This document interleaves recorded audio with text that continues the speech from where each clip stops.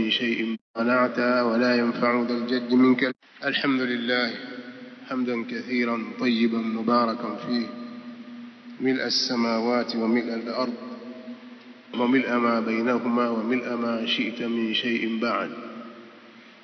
أهل الثناء والمجد أحق ما قال العبد وكلنا لك عبد. اللهم لا مانع لما أعطيت ولا معطي لما منعت ولا ينفع ذا الجد منك الجد. سبحانك اللهم لا علم لنا إلا ما علمتنا إنك أنت العليم الحكيم. والصلاة والسلام الأتمان الأكملان على البشير النذير والسراج المنير نبينا محمد وعلى آله وصحابته أجمعين والتابعين لهم بإحسان إلى يوم الدين، وسلم تسليما كثيرا. أما بعد، معشر الأحبة الحاضرين، بارك الله فينا وفيكم وحفظنا الله وإياكم ودافع عنا كل سوء ومكروه. ndugu zangu tuliohudhuria katika majlisi hii ya kheri kwa ajili ya kushuhudia akdi za vijana wetu. Hapa pana vijana wawili wanaooa, lakini mmoja ni mtoto wetu, mtoto wa ndugu yetu, kaka yetu, shekhe wetu Sheikh Abu Hashim Abdul Qadir Hashim Al-Musawa, na mwingine mwanafunzi wetu. Ndio taarifa hiyo, miongoni mwa wanafunzi wetu katika maahidi zetu hizi, lakini wanaoa nyumba moja. Kwa hiyo msilisahau hilo. Sheikh Abu Hashim tamjua sisi siku nyingi sana. Mimi nafurahi kuwa wakati Sheikh Abu Hashim akioa, mimi nilihudhuria katika harusi yake.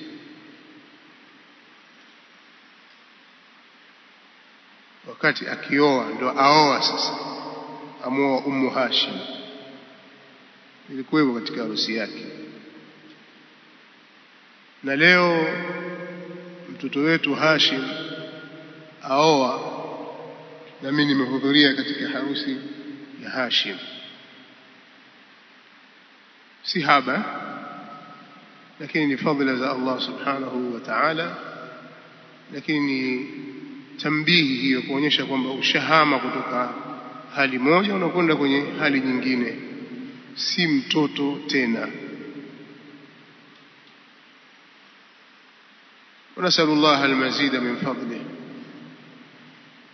Na hivi ndivyo umri unapokwenda.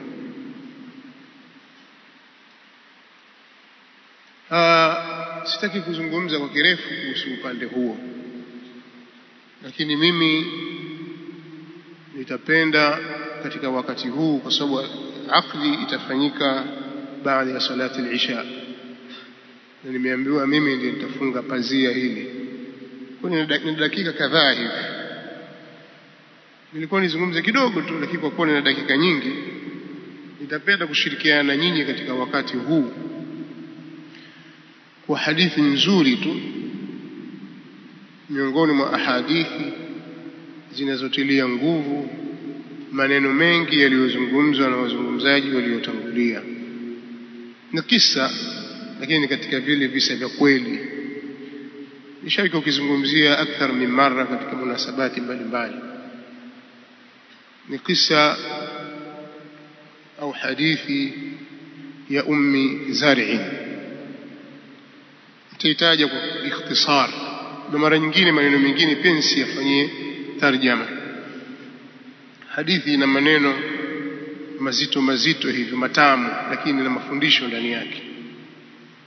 Hadithi hii wameitaja maimamu wa hadithi kama al-Imam al-Bukhari rahimahullahu ta'ala katika sahihi yake, al-Imam Muslim, al-Imam at-Tirmidhi katika al-Jami', ameitaja, na pia imeshereheshwa na wanawazuoni wengi akiwemo al-Qadhi Iyadh ibn Musa al-Andalusi amesherehesha hadithi kwa kitabu mustaqil, akiwemo al-Imam ar-Rafi'i ash-Shafi'i rahimahullah amesherehesha kwa kitabu maalum, akiwemo al-Hafidh ibn Hajar al-Asqalani rahimahullah amesherehesha kwa kirefu katika Fathul Bari, akiwemo al-Imam Jalaluddin as-Suyuti rahimahullahu ta'ala ameandika kitabu maalum akiisherehesha hadithi ya Ummi Zar'i.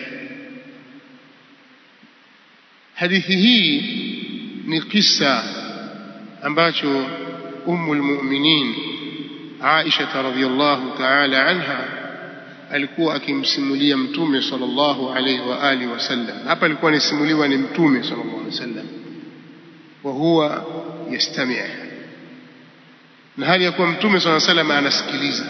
Na ndio maana al-Imam Tirmidhi kule akaja akasema babu samari ma'a al-ahli, huu ni mlango wa kujisa pamoja na ahli, yani ikawa wafanya mazungumzo ya usiku yale, kuitwa kujisa kule. Sasa anaisimulia ni Ummul Mu'minin Aisha radhiyallahu ta'ala anha, anasema jalasat 11 imra'atan fata'ahadna wa ta'aqadna alla yaktumna min asrari azwajihinna shay'a. Walikaa wanawake 11 katika jahiliya, wakaahidiana na wakala yamini, wakala kiapo, wafunga mkataba ya kwamba wasifiche katika habari za waume zao kitu chochote, kila mmoja amueleze mume wake kinaga ubaga, hakuna kumwacha, ni mwema au ni muovu, yani ni mtu salih au talih, taji ueleze hapo ni nani mume wako wewe, yukoje tabia zake na mwenendo wake. qalat al-ula zawji lahmu jamalin ghath ala ra'si jabalin wa'a فلا سهل فيرتقى ولا سمين فينتقل. وقالت الثانية زوجي لا أبث خبره إني أخاف ألا أذره إن أذكره أذكر عجره وبجره. قالت الثالثة زوجي العشنق إن أنطق وطلق وإن أسكت أعلق.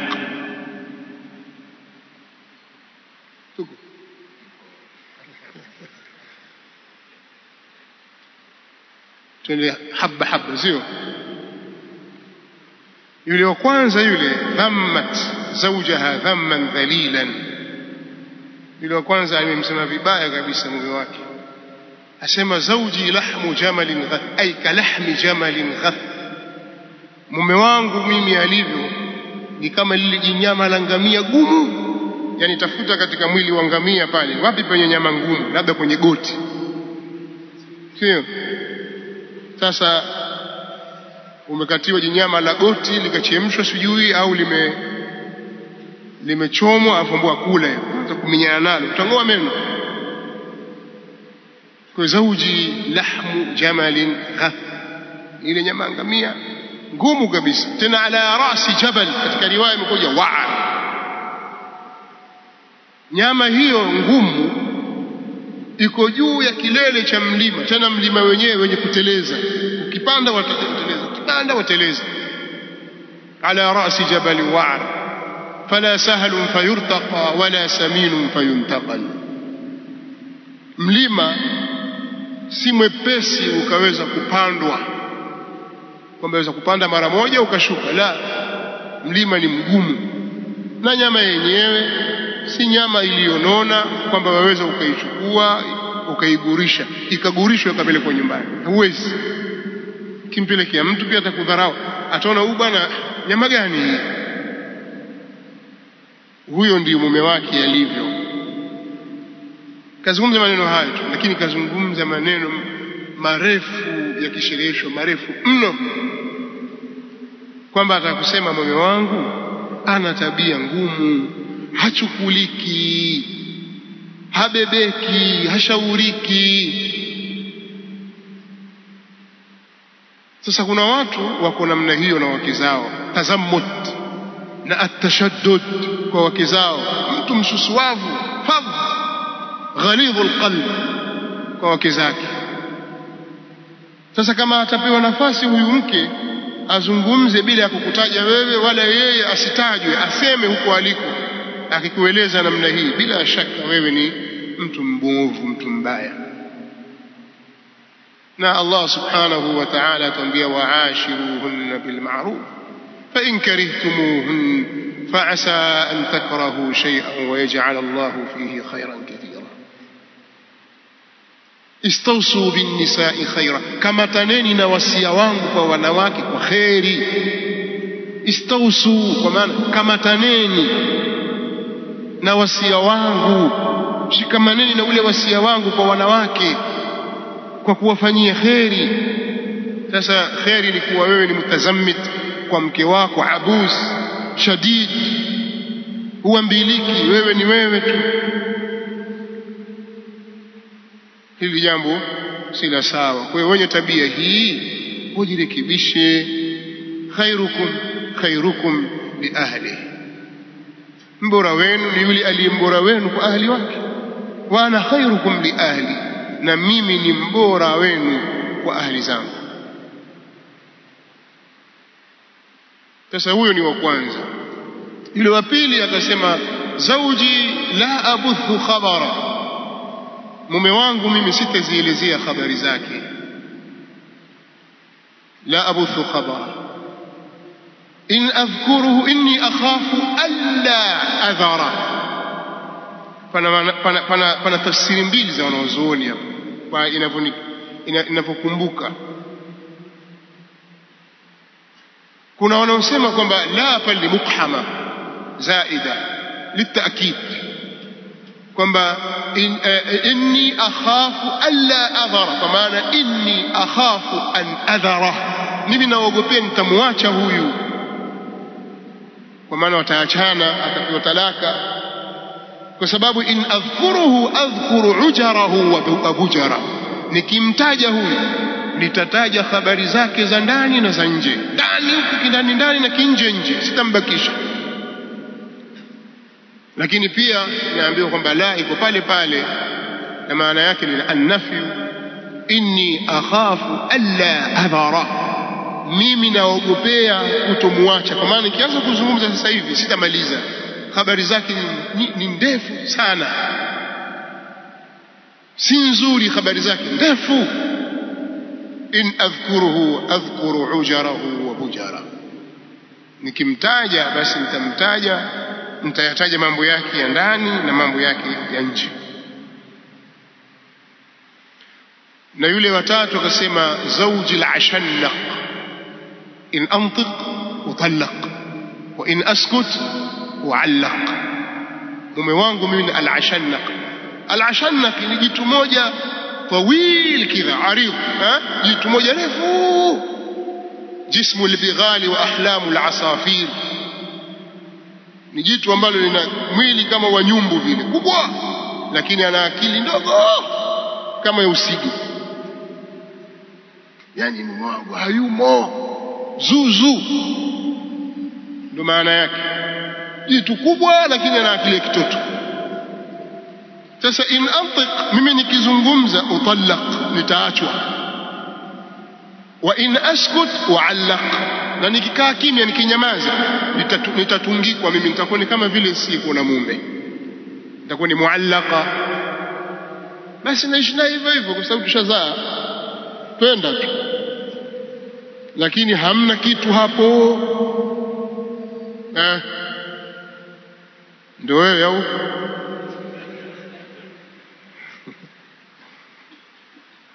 muda upo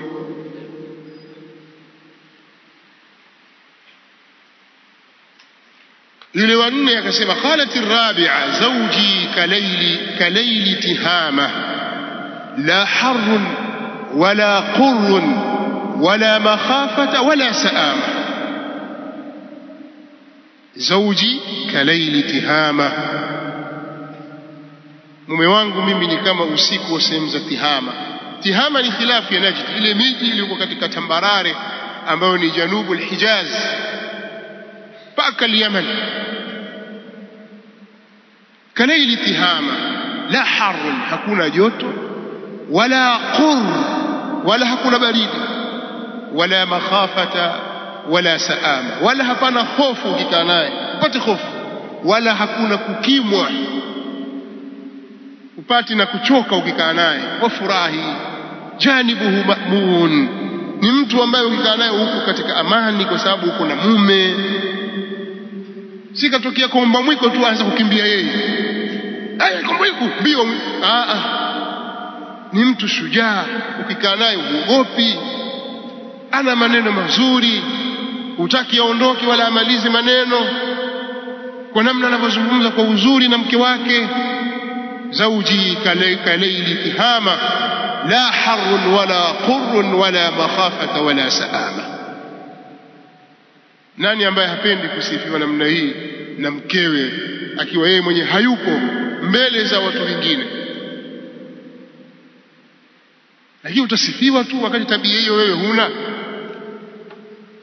Hii ni tabia njema kuonyesha huyu mume alikuwa ni mtu mzuri. Qalat al-khamisa, itakuwa nakwenda haraka haraka kidogo kwa sababu kuna mahali shahid ni mwisho. Qalat al-khamisa, sawa, zawji in dakhala fahid wa in kharaja asid wala yasalu amma ahid. Mume wangu mimi akiingia anakuwa kama vile duma. In dakhala asid fahid, akiingia anakuwa kama vile duma. Duma ni katika aina ya nani? Chui, ana sifa fulani. Wa in kharaj asid, lakini akitoka anakuwa simba. Wala yasalu amma ahid, katika tabia yake aliyokuwa nayo. Kwa hiyo akiingia ndani, wanasema katika sifa alizokuwa nazo fahd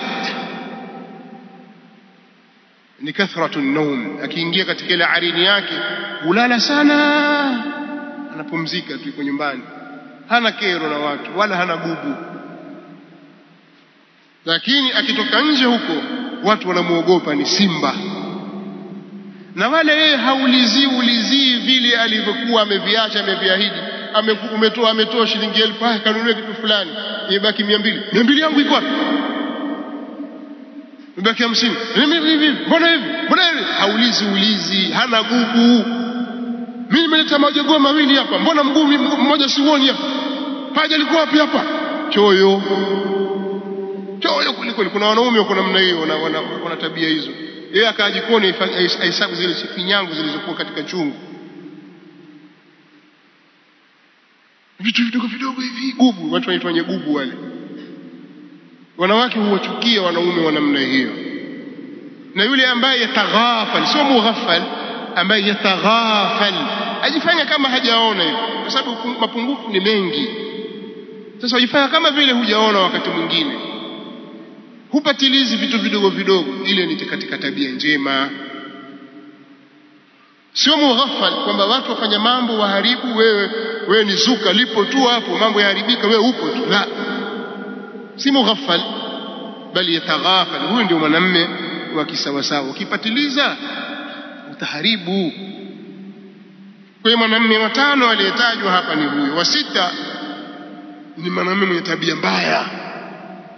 Anasema yule, qalat as-sadisa zawji in akala laf wa in shariba ishtaf wa in ittaja'a al-kaf la yuliju al-kaf liya'lam al-bath.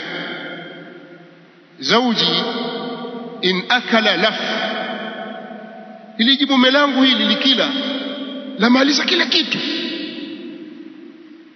Pelekwa maamri 7, kapelekewa chapati 5, kapelekewa michuzi, kapelekewa huputi kitu, atakula kila kitu, puta kila kitu.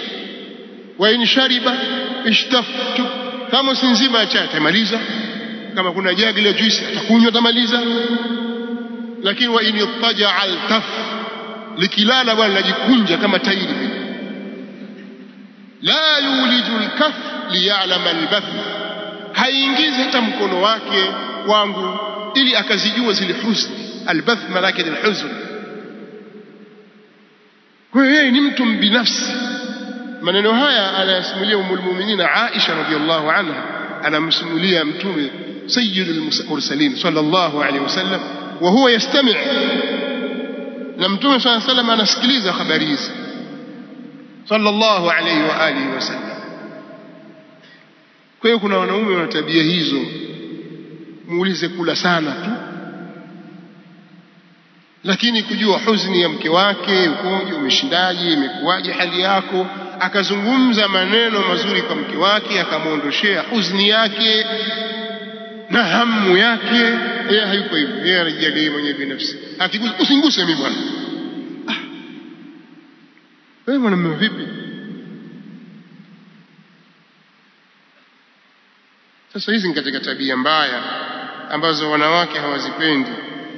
قالت السابعة زوجي غيايا ومد، زوجي غيايا أو عيايا طبقا، كل داء له داء، شجك أو فلك أو جمع كل لك. ذم ذليل أيضا. أسمى mume wangu mimi ni ghayaya, yani alghay, sawa kwa ghain imesemwa ghayaya au pale pana shakku ya rawi, au ayaya, kwamba mume wangu mimi ni jitu jipumbavu, au ni al-ayy, kwa maana al-ayy au ayiyun, moja mambo mawili, pana sifa mbili, moja katika hizo au zote. kwanza ni mtu ambaye la yastati'u an yusila ila muradihi, an yasila ila muradihi bi awjaz al-ibara, ambayo ni ayy, yani mtu si fasaha wa kuzungumza. Au ni mtu ambaye la yastati'u al-wusula ila an-nisa, la yastati'u an yujami'a an-nisa, hawezi kumjami mwanamke, hawezi kuingilia wanawake. Moja katika sifa hizo.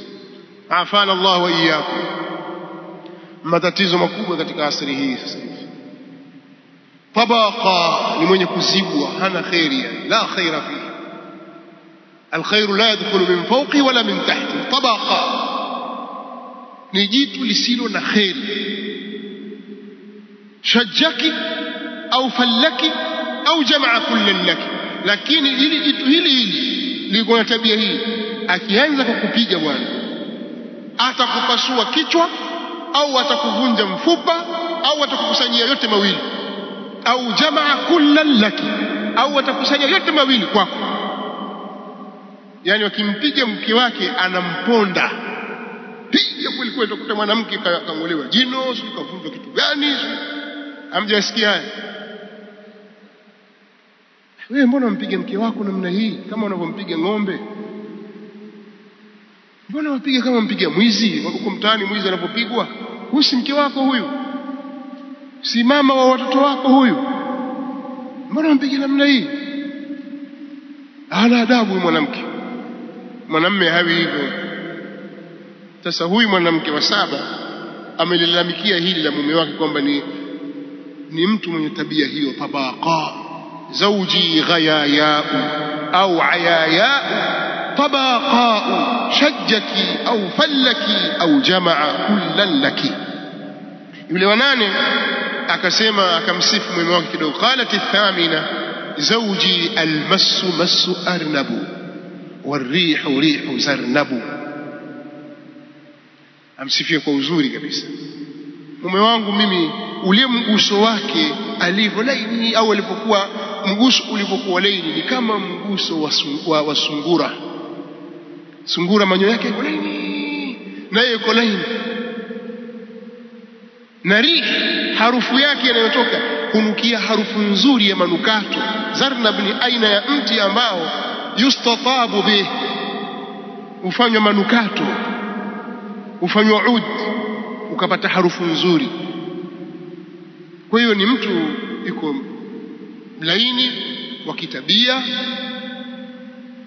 lakini pia mwenye harufu nzuri. Wanawake hupenda wanaume wenye harufu nzuri. Wenyewe wakwambia mwanamume kunuka kikwapa bwana, waingia majasho yako hivyo hivyo wanuka. Wanawake pia hawapendi, wataka usafi, kama vile ambavyo wewe hupendi kusikia harufu mbaya. Basi na mke wako asisikie kutoka kwako harufu mbaya. Na ndio maana na hikma ya Mtume sallallahu alaihi wasallam, kabla ya kuingia nyumbani kwake alikuwa anapiga mswaki ili asinuke harufu mbaya. Na kila mara Mtume sallallahu alaihi wasallam hutia tib katika mwili wake au katika nguo zake ili anukie vizuri, kwa sababu kama vile ambavyo wewe wapenda mke wako ajipambe kwa ajili yako, basi na wanawake na wao wanapenda waume zao wajipambe kwa ajili yao.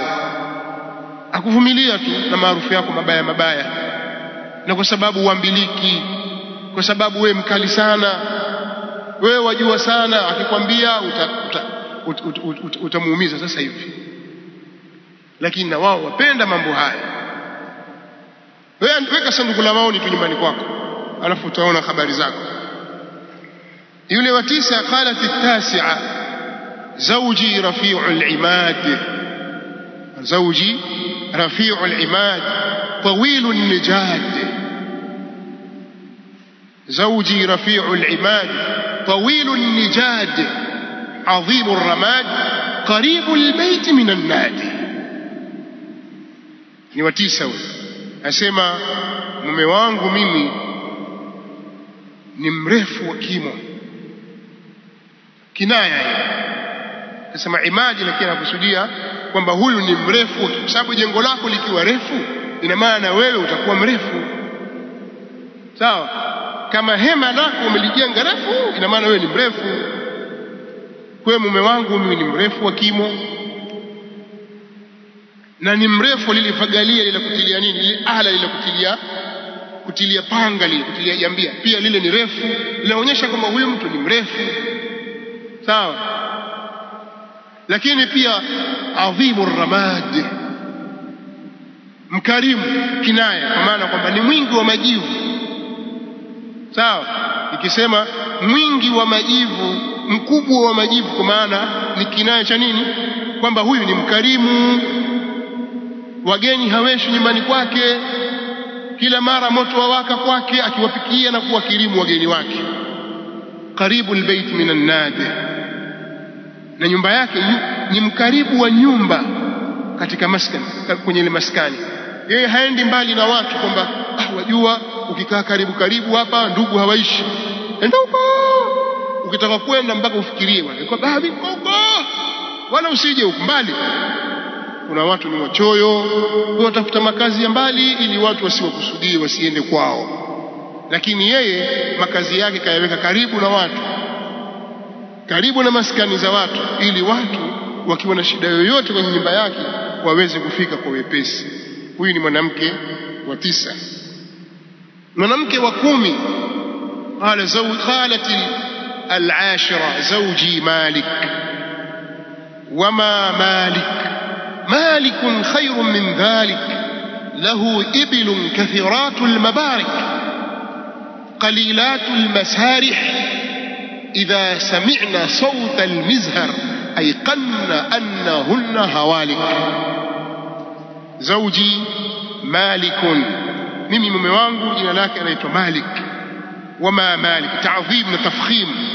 Unajua Malik wewe nani? Malik Malikun khairun min dhalik, huyo Maliki ni mtu bora zaidi kuliko hivyo mnavyofikiria nyinyi, ni mtu mzuri kabisa. Lahu ibilun kathiratul mabarik, yeye anangamia wengi, anangamia ambao ni wingi wa kupiga magoti katika saha, katika ile nyumba, hawendi mbali. Qalilatul masarih, ni wachache wa kwenda kwenye malisho huko, kwa maana anamsifia kwa karam wal jud, kwamba ni mtu karimu katika wanyama wake aliowafuga. Sio wote anawapeleka mbali malishoni, kuna wengine wamezagaa pale nyumbani. qalilat almasarih idha sami'na sawta almizhar, wanaposikia sauti ya tarumbeta au ya firimbi. Manake wageni wakikaribia kunapigwa firimbi pale. Sasa wakisikia sauti ya firimbi, aiqanna annahunna hawalik, wana yaqini hao ngamia hao kwamba wao ni wenye kuchinjwa tu, ni wenye kuangamia, kwamba wageni waje tuchinjwa. Sasa anamsifia kwa ukarimu mume wake. Huyo ni mwanamke wa 10. qalat alhadiyata 10, akasema mwanamke wa 11, zawji abu zar'in wama abu zar'in anasa min huliyin adudayya أو ملأ من شحم عضدي أناس من حلي أذني وملأ من شحم عضدي فبجحني فبجحت نفسي. anasema mwanamke wa 11, mume wangu mimi anaitwa Abu Zar'i. Wamjua Abu Zar'i? Ni nani Abu Zar'i? Abu Zar'i anasema mwanamke huyu ameyajaza masikio yangu mimi kwa vipambo. Anasa min huliyin udhunayya, ameyajaza vipambo masikio yangu mawili. Wa malaa min shahmin adudayya, amejaza lehemu, amejaza shahm, mafuta katika panya wangu, katika mikono yangu imejaa, nimenona mimi. Kwenye panya wa mkono amejaa mwanamke, kwa sababu ala ashiba. Wabajahni, na akanifurahisha mimi. Fabajahat ilayya nafsi, na nikafurahikia mimi kwa nafsi yangu. Wajadani fi ahli ghunaymatin bishiq, pana maana mbili bishiq. Asema mimi amenikuta kwa watu wa familia yenye vijibuzi vidogo vichache. Ghunayma kwa tasghir. Wajadani fi ahli ghunaymatin bishiqin, alinikuta mimi niko katika familia ya watu wenye vijibuzi kidogo, tena watabu ya nafsi. Bishiq yani bishiq al-anfus, hii moja katika tafsiri. Bishiq ay ismu al-makan, huko sehemu ya shiq. Aliponichukua mimi huko shiq, huko kwetu, alinikuta mimi ni mtu katika familia watu maskini wenye vijibuzi vichache. Faja'alani fi ahli sahilin wa atit wa da'is wa munaq, akanijali, akanifanya mimi sasa nimebadilika, nikawa ni mtu wa kumiliki mafarasi. Sahil ni ile sauti inatoka kwa farasi, mlio. Kwa hiyo akamtaja farasi kwa sauti yake, kama vile kusema mimi nikakutana na nyau. Maana yake nini? Kuku, paka. Kwa hiyo akautaja mlio, sio? Kwa hiyo akanifanya mimi kuwa ni katika watu wenye kumiliki sahili, yani farasi. Wa atiti, atiti ni mlio wa ngamia, na watu wenye kumiliki ngamia. Sawa? Na watu wenye kumiliki mazao yale ya kutwangwa, na yale yenye kuchambuliwa kwa kupetwa, tanqiya wa munaq. Faj'alani fi ahli sahilin wa atit wa da'is wa munaq.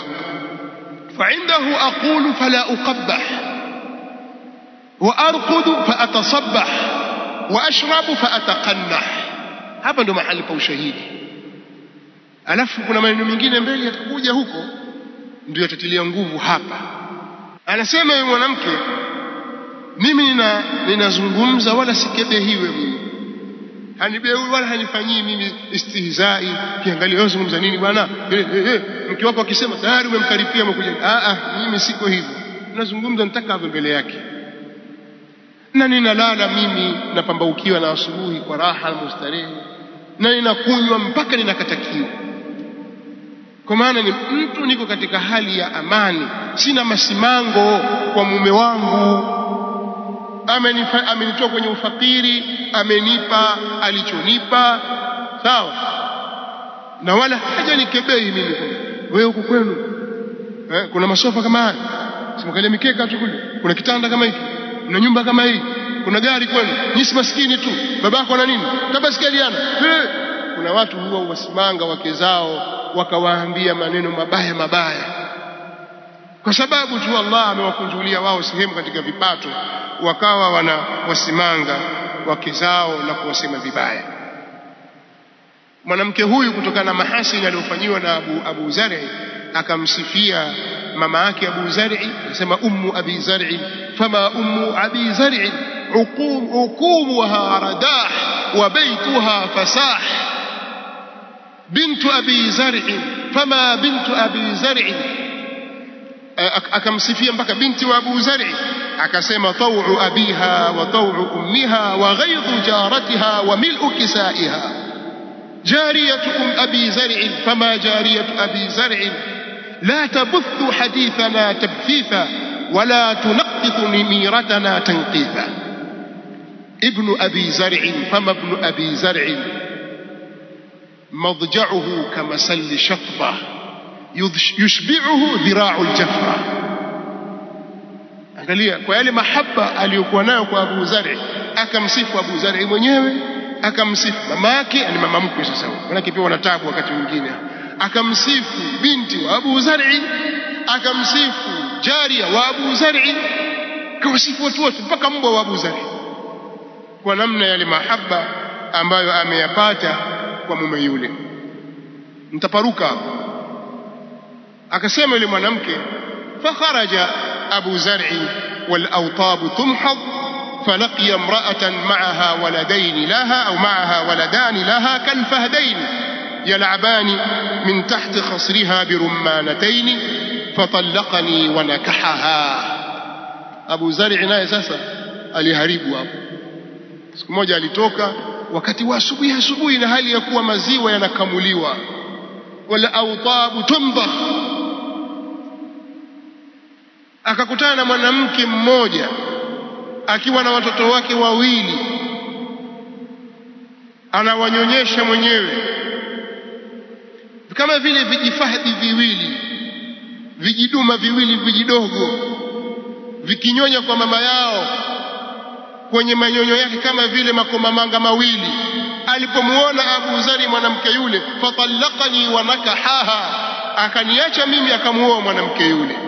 Wanakahtu ba'dahu rajulan سريا ركب شريا وأخذ خطيا وأراح علي من كل نعم وأراح علي نعما ثريا. akasema maneno haya, mimi nami nikaolewa na mwanamume saria, ay sayyidan wa sharifa, nikaolewa na mwanamume mmoja mtukufu sana, bwana mkubwa, aliyekuwa anayepanda farasi anayekwenda haraka, anayebeba mkuki. Akamsifia hivyo na akanipa mimi kila namna ya neema. Faqala kuli umma Zar'i wa miri ahlaki, kula ummu Zar'i, na wape uchukule pia jamaa zako, peleka kwenu pia. Akamfanyia ihsani bwana yule ummu Zar'i, lakini asema ummu Zar'i akasema walau jama'tu au fa'atani akasema falau jama'tu jami'a ma a'tanihi ma balagha asghara aniyati Abi Zar'i. Yule mwanamume alikuwa tajiri, akampa kila kitu, chukua hiki chako na vingine peleka kwenu kwa watu wenu. Lakini asema lau kama ningelikusanya vitu vyote alivyonipa mimi, basi visingeweza kufikia hata chombo kidogo cha Abu Zar'i. لو جمعت جميع ما أعطانيه ما بلغ أصغر آنية أبي زرع. نعم, ningekusanya vitu vyote alivyonipa, basi visingeweza kufikia hata chombo kidogo tu cha Abu Zar'i. Si kwamba Abu Zar'i alimpa vitu vingi, bali alimpa mema mengi na ihsani nyingi na fadhila nyingi, na akaishi naye kwa uzuri kiasi ambacho mwanamke huyu hakusahau fadla na ihsani ya Abu Zar'i, kwa sababu akisema hakebehewi, yuko katika hali ya amani, yuko katika hali ya upendo, apendwa na Abu Zar'i, na isitoshe ndiye mume wake wa kwanza. naqtil fuadaka haythu shi'ta min alhawa mal hubbu illa lilhabibi alawwali wa kam min manzili alafuhu alfata دائما أو أبدا اسمعني وحنينه أبدا لأول منزل. بارك الله يا أبا عبد الله بارك الله فيك. kwa yule mwanamke akawa pamoja kwamba ameolewa na mwanamume mwingine lakini bado ihsani za Abu Zari na mume wake wa kwanza anamkumbuka. Unajua Mtume صلى الله عليه وسلم alisemaje baada ya kusikia maneno yote haya kutoka kwa ummul mu'minina Aisha radhiyallahu ta'ala anha? Akamwambia Aisha radhiyallahu anha taaliki fupi tu, kuntu laki ka abi zar'in li ummi zar'in. Katika baadhi ya riwaya zimekuja ghaira anni la utalliquki, mimi kwako wewe ni kama Abu Zar'i na Ummu Zar'i, isipokuwa mimi sitakuacha wewe. Sasa mahali shahidi ni kwamba kuna faida nyingi zimetajwa. Ukirejea vitabu vilivyovitaja kwa wanazuoni wa Kiislamu wakubwa wakina al-Qadhi Iyadh, kina al-Imam Muhammad bin Abd al-Karim al-Rafi'i, kina al-Imam Jalaluddin Suyuti, al-Hafidh bin Hajar al-Asqalani katika shuruhati zao na wengineo katika hadithi hii wanataja faida nyingi sana. Makamu haya hayakutukunjukii sisi kuyafafanua hayo, lakini hii ni ramz, ni ishara ndogo tu au ghaidh min faidh, kama ishara kuonyesha kwamba wanawake wanahitaji husnul muashara, matangamano yaliyo mazuri, na hasa ulimi hiki kiungo ni hatari sana. Kwa hiyo tuchunge ndemi zetu, tusiseme isipokuwa kheri, tuangalie wanawake kwa wema, kwa sababu wao ni madhaifu na sisi tumewakamata wao, na zimehalalishwa furuji kwa jina la Allah subhanahu wa ta'ala, na tumechukua kwa ahadi na amana ya Allah jalla wa ala. Kwa hiyo tuishi nao kwa wema, na hapa tunapozungumza kuhusu nao kuishi nao kwa wema ni kuchunga katika wema ni kuchunga mipaka ya Allah subhanahu wa ta'ala, kuhakikisha sisi tunawasimamia katika jambo lao la imani na itikad, jambo lao la ibadat na maisha ya kumtambua Allah subhanahu wa ta'ala. Tuliangalia hili na yale mambo ya kibinadamu ya muamala baina yetu na sisi na wao yako ambayo tunapishana. Sisi tuna udhaifu na wao wana udhaifu mkubwa zaidi. Sasa wewe ushatambua kwamba wewe una madhaifu na anakuvumilia, basi yale yake makubwa zaidi wewe yavumilie, yarekebishe kidogo kidogo. Mwanamke akawa mzuri kweli kweli wa sura, mzuri wa tabia, ana dini, lakini kupika hajui, ndio shida yake. Utaleta vitu vizuri hajui kupika, hakulelewa hivyo. Wewe utamwacha mke huyo kwa sababu hajui kupika? Si ukale kafetaria huko au simfundishe? Utakuwa huna akili.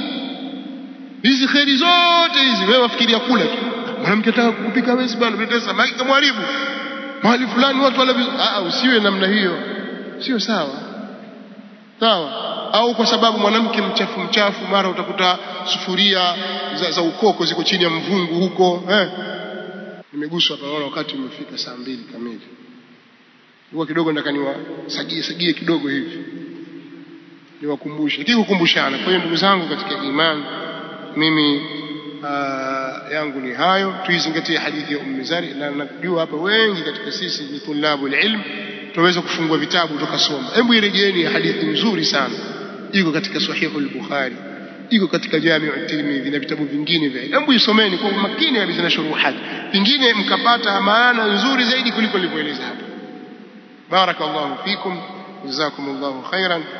Alhamdulillah hamdan kathiran tayyiban mubarakan fihi ملء السماوات وملء الأرض وملء ما بينهما وملء ما شئت من شيء